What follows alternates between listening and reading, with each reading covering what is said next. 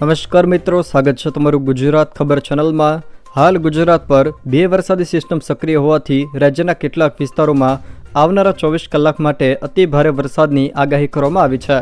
ખાસ કરીને દક્ષિણ ગુજરાત અને મધ્ય ગુજરાતના અનેક વિસ્તારોમાં ભારે વરસાદનું રેડ એલર્ટ પણ આપવામાં આવ્યું છે। તો જાણીતા હવામાન નિષ્ણાત અંબાલાલ પટેલે પણ વરસાદને લઈને મહત્વની આગાહી કરી છે। તેઓ 31 જુલાઈ સુધી રાજ્યના વિસ્તારોમાં વરસાદ વરસવાને લઈને મહત્વની આગાહી કરી છે।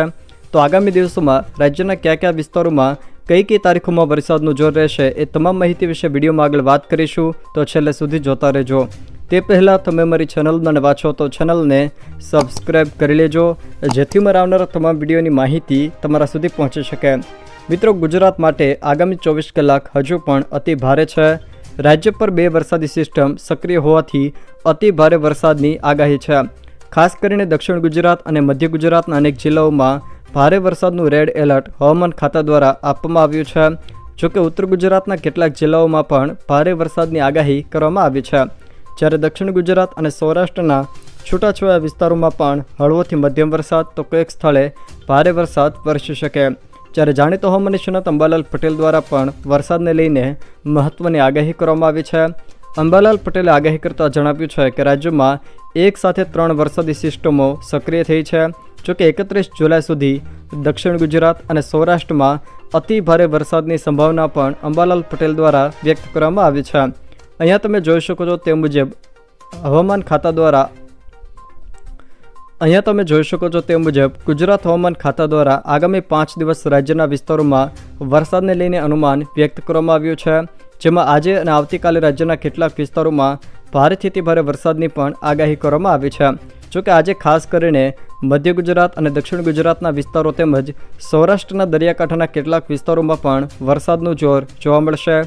26 તારીખની જો વાત કરવામાં આવે તો 26 તારીખે ખાસ કરીને દક્ષિણ ગુજરાતના કેટલાક વિસ્તારોમાં ભારે વરસાદ વરસી શકે, જેમાં સુરત, નવસારી અને વલસાડ આ 3 જિલ્લાના છૂટાછવાયા સ્થળોએ ભારેથી અતિ ભારે વરસાદની આગાહીના પગલે હવામાન ખાતા દ્વારા ઓરેન્જ એલર્ટ આપવામાં આવ્યું છે। તો ગીર સોમનાથ, અમરેલી, ભાવનગર, બનાસકાંઠા, પાટણ, સાબરકાંઠા, મહેસાણા, ગાંધીનગર, અરવલ્લી, અમદાવાદ, ખેડા, મહીસાગર, આણંદ, પંચમહાલ, દાહોદ, વડોદરા, છોટાઉદેપુર, ભરૂચ, નર્મદા, તાપી અને ડાંગ આ જિલ્લાના છૂટાછવાયા સ્થળોએ ભારે વરસાદની આગાહીના પગલે યલો એલર્ટ આપવામાં આવ્યું છે। તે સિવાય બાકી રહેતા જિલ્લાઓમાં પણ કોઈક સ્થળે સામાન્ય છાંટાછૂટીથી હળવો વરસાદ વરસી શકે। જ્યારે 27 તારીખની જો વાત કરવામાં તો 27 તારીખે પણ સુરત, નવસારી અને વલસાડ આ જિલ્લાના છૂટાછવાયા સ્થળોએ ભારેથી અતિ ભારે વરસાદની આગાહીના પગલે ઓરેન્જ એલર્ટ, તો ગીર સોમનાથ, અમરેલી, ભાવનગર, બનાસકાંઠા, સાબરકાંઠા, પાટણ, મહેસાણા, ગાંધીનગર, અરવલ્લી, અમદાવાદ, ખેડા, મહીસાગર, પંચમહાલ, દાહોદ, વડોદરા, છોટાઉદેપુર, ભરૂચ, નર્મદા, તાપી અને ડાંગ આ જિલ્લાના કેટલાક વિસ્તારોમાં ભારે વરસાદની આગાહીના પગલે યલો એલર્ટ આપવામાં આવ્યું છે।